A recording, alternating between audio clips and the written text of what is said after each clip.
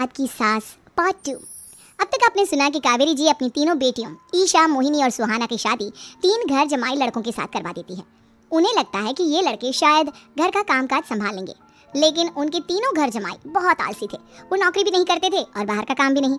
कावेरी जी ने अपनी बेटियों से कहा कि वो प्रेगनेंसी का बहाना बनाकर अपने पतियों को सबक सिखाए। अब सुनिए आगे। मम्मी, आपने जैसा कहा था हमने वैसा ही किया, लेकिन देखिए ना, विवेक का हाल तो वैसा का वैसा ही है। घर में ना सुबह का नाश्ता बनता है और ना खाना। नौकरी पर जाने की बात करूं तो खाने को दौड़ते हैं मुझे। हाँ मम्मी, मैंने भी सुमित को कितनी बार कहा कि अगर नौकरी नहीं करनी तो कोई छोटी सी दुकान ही खोल लो, घर का खर्चा कैसे चलेगा।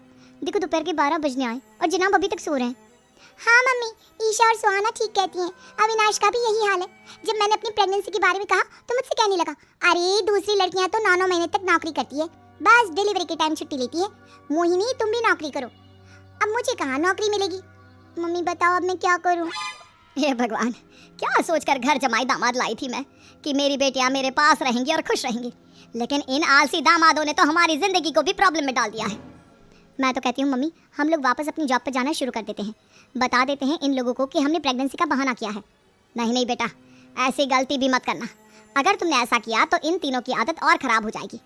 अरे आज नहीं तो कल कभी तो तुम प्रेग्नेंट होगी, तब वापस यही प्रॉब्लम आएगी। तब क्या करोगी तुम तीनों। हाँ मम्मी, आपकी बात तो बिल्कुल सही है। इन लोगों को तो सुधारना ही पड़ेगा। लेकिन कैसे? अपने बच्चों के आने की खबर सुनकर भी इन लोगों पर कोई असर नहीं हो रहा। पैसे कमाने के लिए घर से बाहर निकलना ही नहीं चाहते ये तीनों। अब मेरे दिमाग में एक प्लान आया है। तुम तीनों चिंता मत करो, उन तीनों को बुलाओ, फिर मैं बात करती हूँ।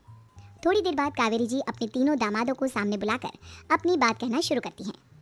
अविनाश, सुमित और विवेक, देखो बेटा, मैं ना तुम तीनों से बड़ा प्यार करती हूँ, इसीलिए तो तुम्हें घर जमाई बना कर रखा है मैंने। अरे मम्मी जी, सीधे सीधे कहिए ना, क्या बात है। प्यार तो हम भी आपको बहुत करते हैं। अरे मम्मी जी, आपकी इज्जत भी बहुत करते हैं। अरे भैया, आपके जैसी सास और कमाने वाली बीवी सबको मिलती है क्या। हाँ मम्मी, विवेक और सुमित ठीक कह रहे हैं।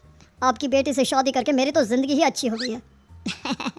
जानती हूँ मैं, और ये भी जानती हूँ कि तुम तीनों अपने अपनी बीवियों से बहुत प्यार करते हो। बेटा, बात ऐसी है कि हमारे कुल गुरु ने कहा है कि प्रेग्नेंट होने के बाद मेरी तीनों बेटियां शुरू के 4 महीने हमारे गांव में जाकर रहेगी, जहां मेरे चाचा जी रहते हैं।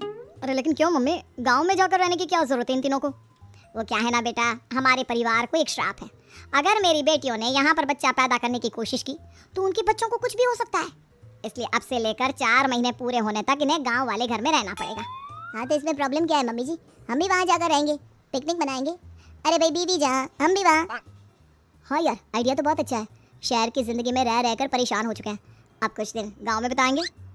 तुम लोग समझने की कोशिश क्यों नहीं करते। तुम में से कोई भी वहाँ